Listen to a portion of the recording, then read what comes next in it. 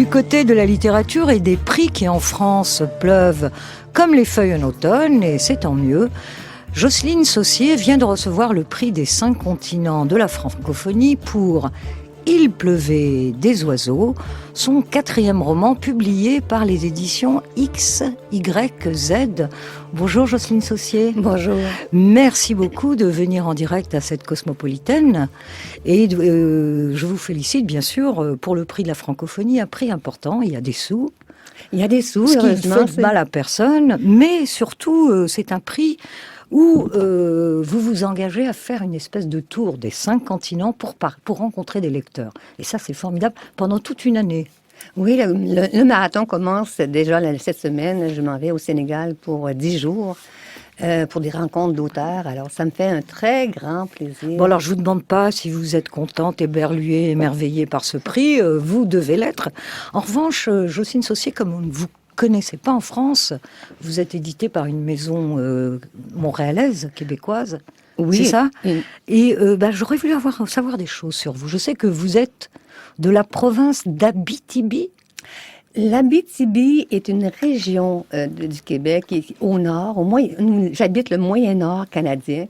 Alors, je suis à 700 km au nord de Montréal. C'est une région neuve, c'est une région froide. Nous avons actuellement, c'est couvert de neige, c'est blanc, c'est beau. Oui, c'est ça, mais je suis née, moi, au Nouveau-Brunswick, qui est une province maritime, mais toujours dans la partie francophone. Et puis, mes parents, mon père était une espèce de rocker qui a déménagé 18 fois. Un rocker qui a fait 8 enfants et qui a déménagé 18 fois sa famille. Alors, on a déménagé souvent et on s'est retrouvés en Abitibi. J'avais l'âge de 13 ans. Oui. Alors, au départ, Jocelyne Saucier, vous êtes journaliste et vous écrivez beaucoup et vous n'êtes pas publié. Et vous dites fort heureusement. Mes premiers romans n'ont pas été publiés et j'en suis très heureuse parce que je sais qu'ils n'étaient pas prêts à être publiés. C'est très bien comme ça. Puis je ne suis pas du genre à reprendre des choses déjà écrites. J'aime mieux faire du neuf que rapiécer du vieux. Et alors, Jocelyne Saucier, pour en finir avec ce prix qui commence pour vous, je dirais que votre roman illustre finalement une chose très belle dans la francophonie. C'est d'abord de nous montrer la diversité de tous ces gens qui parlent français et qui font des Français une minorité, puisque vous êtes plus nombreux que nous à travers le monde à parler le français. Et surtout, vous nous montrez aussi cette belle langue ancienne qui a conservé des tournures, comment dirais-je, du XVIe siècle, Oui. Et qui doit se défendre contre l'assaut envahissant de l'anglais. Hein. Oui, c'est sûr qu'au Québec, nous sommes, on le sait, c'est une petite enclave francophone dans une mer anglophone et on doit se battre depuis des siècles pour garder notre culture, notre langue. Et maintenant, quand on appartient à cette francophonie, c'est très encourageant pour nous de voir les multiples altérités de la littérature francophone dont on peut se nourrir et qui nous aident à mieux vivre la nôtre. Alors, je ne sais pas si le titre de votre 4e roman, Il pleuvait des oiseaux, est un dicton, un proverbe. Marie-Madeleine Rigopoulos, vous avez des lumières à ce sujet ? Non, je n'ai pas de lumière, sinon que j'ai trouvé ce titre incroyablement beau. Il est très très poétique. Alors effectivement, est-ce qu'il y a un dicton ou ça vient de quelque chose, ou ça vient de votre invention, de votre imaginaire ? Ça vient de mon imaginaire, mais ça vient, ce roman-là fait référence aux grands feux qui ont ravagé le nord de l'Ontario au début du 20e siècle. Jocelyne, il ne faut pas couper l'herbe sous le pied de Marie-Madeleine. C'est son boulot. C'est pas de sa faute, c'est moi qui l'ai interpellé. Mais alors du coup, moi, je vais donner mon avis. Vous allez donner le vôtre juste après. Allez-y. Je dirais que c'est un roman qui commence un peu comme une histoire racontée au coin du feu, ou comme une voix off dans un film qui nous plonge directement au cœur du récit. 3 hommes sans âge presque, hors la loi, chacun à sa manière, qui vivent cachés au fond des bois. Ils se sont construits une cabane, ils ont choisi une vie dure, certes, et en même temps, c'est celle qui leur a offert une liberté vraiment inestimable. Ils ont pour seuls voisins Steve et Bruno, 2 hommes aussi plus jeunes qui tiennent une plantation de cannabis, non loin de là. Et puis leur vie va se trouver bouleversée par l'arrivée d'une photographe qui est venue faire une série de portraits et enquêter auprès de l'un d'eux, Boychuk, témoin du fameux grand feu de Matheson qui a ravagé donc le nord de l'Ontario, comme vous disiez à l'instant. Elle a la jeune quarantaine, elle est curieuse, elle est discrète à la fois, elle est bienveillante en tout cas, mais surtout très déterminée. Seulement voilà, Boychuk, il vient de mourir. Et les deux autres vieillards vont certes l'accueillir avec une certaine affabilité, ils vont bien l'accueillir, mais sans grand enthousiasme, et surtout lui faire comprendre qu'ils ne lâcheront rien, ni de leur vie, ni de leur portrait. Et puis ce qui va se passer, c'est qu'il va y avoir encore une arrivée absolument surprenante, celle de Marie Desneiges, la tante de Bruno, une minuscule octogénaire, diaphane et fragile, qui va arriver, qui va tout changer. C'est elle qui va adopter la photographe, elle qui va donner un sens à la vie menée jusque-là par les hommes comme un simple défi envers la mort finalement, cette mort que ces vieux ours ont intégrée depuis longtemps dans leur paysage et qu'ils ont même apprivoisée d'une certaine manière puisqu'ils lui parlent souvent comme à une compagne sagement tapie dans l'ombre de leur cabane. Et puis, Marie Desneiges, elle vient de passer 66 ans dans un asile psychiatrique. Et alors qu'elle n'est pas folle, alors en tout cas, elle n'est pas plus que vous et moi. Et son seul péché aura probablement été d'avoir été différente des autres. Et la mort, ça ne l'intéresse pas. Elle a 82 ans, elle vit sa vie pour la première fois et elle l'entend en profiter. Alors son amitié avec la photographe va sceller les liens de tous. La jeune femme va découvrir peu à peu des vérités et peut-être des mensonges autour de cette histoire d'incendie. En tout cas, elle va découvrir que Feu Boychuk, si vous me permettez cette expression, était peintre et a laissé derrière lui une quantité impressionnante de tableaux, tous inspirés du grand incendie.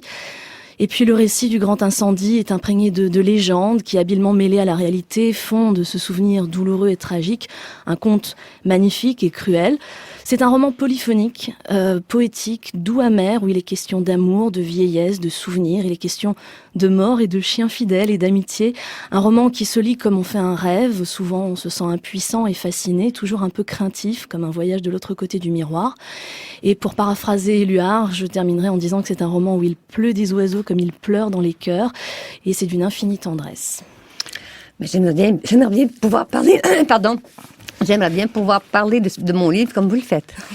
Donc, ça vous va, Jacqueline Saussier? Absolument. Bon, alors, donc, il y a un certain nombre de choses que Marie-Madeleine a passées sous silence, on va en parler, notamment, il y a ce magnifique amour qui naît entre ces deux très très vieux et qui va être vécu physiquement. Ça, je trouve que c'est des pages magnifiques.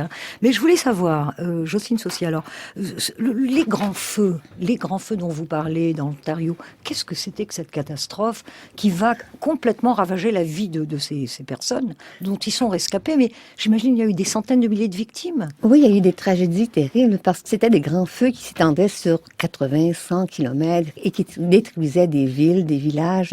Quoi, c'est un feu naturel? Ça vient surtout, c'était des régions neuves qui avaient même pas de chemin carrossable à ce moment-là parce que c'était trop neuf. Alors, les colons, les gens qui s'installaient là pour établir, une maison, une étable, tout ça. Alors, ils devaient se faire une place en forêt, abattre des arbres et brûler les arbres.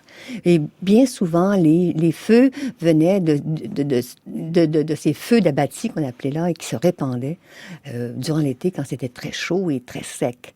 Donc, c'est ça qui a amené beaucoup d'incendies forestiers à cette époque-là et qui ont détruit des villes. Il y a des villes qui ont été détruites par le feu une fois, deux fois, trois fois et on la reconstruisait aussitôt. Moi, ce qui m'a marqué dans ces récits-là, c'est que le lendemain du feu, ce qu'on entendait, c'était le bruit des marteaux. Les gens reconstruisaient parce que c'était une terre d'espoir. Même si c'était très rude, mais c'était très riche. Le sous-sol était riche d'or, d'argent, de cuivre.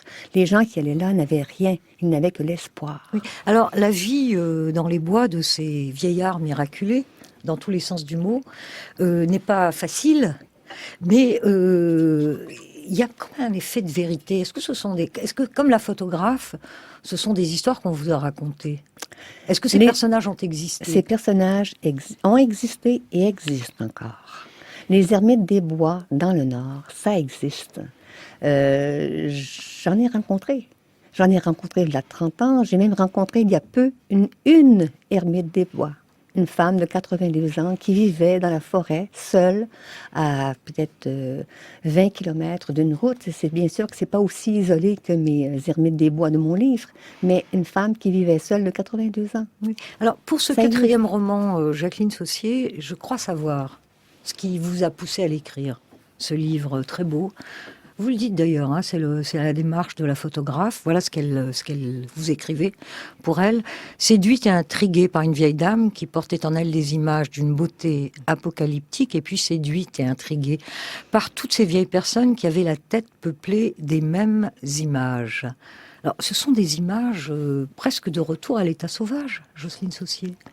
L'image des vieillards? Un peu leur façon de vivre, Oui, leur oui. renoncement. Oui, ben, moi, ce que je voulais voir, donner à voir, c'est la vie dans les bois, la vie, bon, de ces ermites-là, qui a une vie en forêt, que la forêt est habitée, qu'il n'y a pas seulement la faune et la flore, mais c'est surtout l'appel de la liberté. Ces gens-là, ils trouvent leur bonheur dans la liberté, même si elle les oblige à une vie difficile. C'est bien sûr que c'est pas donné à tout le monde, là, parce que la vie en forêt, faut avoir une connaissance intime de la forêt pour y vivre. Alors, ces deux personnages, parce que les deux sont plus jeunes, c'est Charlie et Ted. Et Tom. Et Tom, Charlie et Tom adorent la vie, mais en même temps, ils veulent choisir le moyen de cesser de vivre. Et il y a en permanence auprès d'eux une boîte censée contenir du sel dont ils vont se servir ou pas à un moment donné. Et ça ajoute une sorte de notes très, comment dire, très désespérées aussi dans ce passage, ce presque passage vers la mort. Moi, je dirais pas désespéré, parce que ce sont des personnes âgées. Et puis, quand on est dans le grand âge, dans la vieillesse, la mort, c'est une compagne de vie. Et je ne crois pas que ce soit si tragique que ça, à cet âge-là. Oui, Marie-Madeleine ? Moi, Paula, justement, je vais rejoindre notre auteur. C'est qu'au contraire, je n'y ai pas vu du renoncement. Et justement, ce choix de pouvoir mourir quand on l'a décidé, un peu à l'instar de la nouvelle Héloïse de Rousseau, hein, quand on décide de sa mort, c'est qu'on est libre. C'est qu'on est encore capable de décider de son destin. Je ne pense pas du tout que ces vieillards ont renoncé. Je pense qu'ils ont fait un choix différent et qu'ils sont prêts à l'assumer jusqu'au bout. Et c'est ça qui est absolument séduisant chez ces personnages, qui du coup ont l'air jeunes. Ces vieillards, Jocelyne Saucier, qui ont l'air vraiment des rejetés du monde entier, ne sont pas exactement des anges non plus. Hein. D'accord ? Absolument pas. Ils n'ont surtout pas peur de l'illégalité. Voilà, ils vivent moyennant les revenus de la plantation de cannabis de leurs copains. Et concernant justement cette fin à laquelle ils sont poussés, peut-être par une descente de police, ils nous réservent un petit tour très agréable et très malicieux quand même. Hein, comme quoi, ils ne sont pas décidés du tout à quitter ce monde. Il y a chez vous une tendresse extraordinaire et une complicité formidable avec ces personnages. Mais alors, je me suis demandé, Ted Boychuk, c'est le fameux peintre que la photographe recherche. Boychuk, c'est un nom, quoi. C'est un Indien ou c'est un... Non, c'est un Ukrainien. C'est un Ukrainien. Oui. Il y avait des Ukrainiens dans le Grand Nord. Ah oui, absolument. Beaucoup d'Ukrainiens, de Finlandais. C'était une terre d'immigration. Alors, est-ce que ce Ted Boychuk, donc, que vous nous décrivez, lui, alors, on va découvrir peu à peu son histoire, puisqu'il n'est plus là pour la témoigner, mais on sait qu'il a peint et qu'il était aveugle, et que lui est rescapé de ce terrible incendie, et qu'il a erré pendant des jours et des jours à la recherche de son amour. Il y a une histoire d'amour formidable, quoi. Il a une histoire d'amour et il a une histoire surtout très tragique parce que pendant ces 5 jours-là où il a erré dans les décombres fumants de l'incendie et il a vu sa famille morte, il a vu tous ces gens morts, il s'est imprégné de la douleur du monde et il est devenu incapable lui-même de vivre, incapable d'aimer et c'est la raison pour laquelle il s'est retiré dans les bois, parce qu'il était devenu incapable de vivre. Est-ce qu'il est aveugle réellement ? Non, il a été aveugle d'une façon momentanée durant l'incendie. Ce n'est pas un peintre aveugle qui va léguer donc cette œuvre extraordinaire sur les grands feux ? Il a été aveugle. C'est ce qu'on appelle la cécité du feu, qui est un phénomène temporaire, comme ce qu'on appelle aussi la folie du feu, c'est quand... Pour ce qui est de la cécité, c'est la chaleur qui rend aveugle. Et pour ce qui est de la folie, c'est l'absence d'oxygène, quand le cerveau se désoxygène. Et qu'est-ce qu'il représente alors pour ces deux autres compagnons, Tom et Charlie ? Il représente le mystère parce qu'ils n'ont jamais vraiment su qui il était, parce qu'il était, tout ce qu'il avait de lui, c'était des murmures. Et c'est pourquoi les nombreuses toiles qu'il va leur laisser, ça va être un mystère. Et c'est Marie des Neiges qui va les décoder, qui va leur faire comprendre le sens. On va parler tout à l'heure de Marie des Neiges, mais juste un mot, Boychuk me fait beaucoup penser à ces Indiens fous, hantés de Jim Harrison. Vous avez lu Jim Harrison? Ouais, ben possible, ouais. Il y a quelque chose? Ouais, mais probablement quand on vit très longtemps avec la nature, on développe un instinct très, très, très fort avec tous les éléments. Il fait froid dans la cabane de Charlie. C'est une nuit de pleine lune. Le froid est vif et piquant. Le poêle ne réussit qu'à entretenir un cercle de tiédeur qui ne se rend pas aux extrémités de la cabane. De son lit, Charlie observe avec inquiétude la petite buée blanche qui s'échappe du nid de fourrure. Il voudrait qu'elle s'y enfouisse bien au chaud, mais il sait que Marie des Neiges ne dormira pas tant qu'elle n'aura pas terminé ce qu'elle a entrepris de raconter. La première fois, j'ai cru qu'une autre personne était venue habiter en moi. J'ai cru à un ange, un être céleste qui s'était emparé de mon corps. J'ai cru que j'allais m'envoler. Je n'ai pas paniqué. C'était à la fois réel et irréel, comme un jeu. J'ai abandonné mon corps là où il était et je suis allée annoncer à ma mère que j'étais devenue un ange. Marie des Neiges tente d'expliquer le processus de désincarnation qui la menace depuis l'adolescence. Ils m'ont internée. J'avais 16 ans. Charlie est inquiet. Maintenant, il n'y a plus de présence étrangère, plus d'anges, plus d'êtres venus de l'au-delà. Il n'y a que moi et la sensation du vide. C'est très réel, mais c'est difficile à expliquer. C'est très lent au début, très flou, la sensation d'un vide qui cherche à prendre place. Je peux voir très exactement là où ça commence, au niveau des organes, bien souvent autour du foie. Le vide, quand il s'est installé, aspire tout le reste. Partir, c'est facile, mais revenir, c'est l'horreur. C'est le souvenir de cette horreur qui me terrifie de que je me sens attaquée par le vide. Charlie n'est pas inquiet pour la partie de Marie des Neiges plongée dans la fourrure. Il connaît la chaleur de ce nid douillet. Il y a souvent dormi avec Chummy. Ce qui l'inquiète, c'est la tache blanche et lumineuse, la tête de Marie des Neiges hors du nid, la buée qui s'en échappe et qui fait maintenant un petit nuage blanc. Le froid gagne en intensité. Allez, viens, il fait chaud ici. Tu gèles dans ton lit. L'invitation est tentante. Il pleuvait des oiseaux, page 109.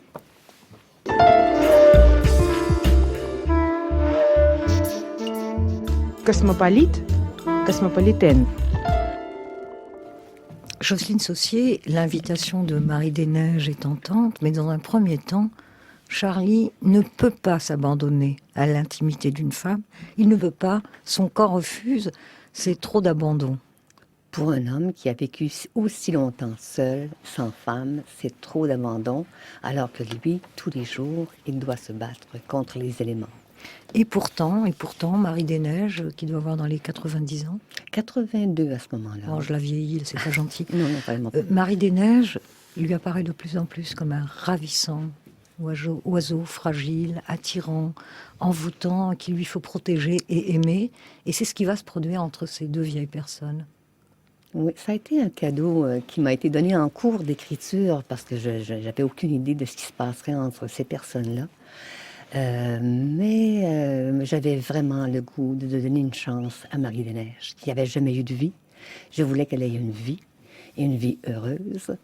Et puis, c'est comme ça qu'ils ont réussi à avoir cette vie amoureuse, en fin de compte. L'amour est possible toujours. Et puis, même le rapprochement des corps est possible. Comme, cette scène d'intimité entre les deux, je croyais qu'elle serait très difficile à écrire. Et non, elle est venue d'elle-même et elle s'est fait très bien. En soi, c'est déjà très difficile de décrire des rapports sexuels entre les personnes, parce que ça a été tellement fait et mal fait en général, que tous les mots sont gâchés à l'avance. Là, c'était pas le cas. Non, les mots sont pas usés à ce moment-là parce que, et justement, c'est très rare qu'on voit des personnes âgées s'approcher et se caresser et entreprendre cette union-là. Ça a été vraiment un beau moment de grâce pour moi et j'étais très heureuse de donner ça. Oui. J'ai la sensation aussi, il y a cette scène incroyable dans l'eau où il la prend dans ses bras dans l'eau et donc il y a toujours cette présence de la nature qui du coup adoucit aussi ce rapport. C'est plus un rapport simplement un rapport sexuel, c'est un rapport, une sorte de, si je peux me permettre un mot grandiloquent, une communion avec la nature en quelque sorte et tout d'un coup, deux vieillards qui s'aiment d'amour physique, ça devient naturel. C'est ça que j'ai trouvé trouvez surprenant? Oui, et tout est dans les gestes. On n'entend aucun mot d'amour, aucune déclaration d'amour dans ce roman-là. L'amour se manifeste par des gestes, par des décisions, par des renoncements aussi. Mais l'amour agit, est en action. Oui, et pourtant, ça se termine sur cette phrase, Jocelyne Saussier, il faut bien qu'un roman se termine. Et la mort, elle rôde encore. Il ne faut pas s'en faire avec la mort, elle rôde dans toutes les histoires. Elle rôde dans toutes les histoires. Oui. Mais la vie, c'est la mort. Et la mort fait partie de la vie. Surtout quand on atteint le grand âge. Quant à moi, la vieillesse, c'est une étape de la vie qui n'est pas donnée à tous. C'est un privilège qui n'est pas donné à tous.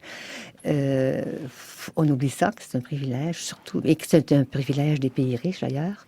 Mais c'est une étape de la vie, je crois, qui nous est réservée pour apprivoiser la mort. Oui, on a l'impression, en vous lisant, Jocelyne Saussier, que pour les jeunes, la vieillesse qui paraît quelque chose d'absolument inacceptable, injuste, intolérable, eh bien, il y a des vieux qui s'habituent à la vieillesse et qui en font quelque chose. Oui, je crois que si on accepte de vieillir, si on accepte d'être vieux, on accepte à ce moment-là chaque moment qui nous est donné parce qu'on sait qu'ils sont de plus en plus précieux. Plus on avance en âge, plus ils sont précieux. Donc, on peut vieillir en goûtant plus profondément à la vie. Merci, Jocelyne Saussier, pour ce livre très beau, très poétique, très âpre et très doux en même temps. Peut-être comme le vin d'Abitibi. Il ne doit pas y avoir de vin en Abitibi. Hein. Non, absolument il y en a pas. Il n'y a que du froid et puis il y pleut des oiseaux.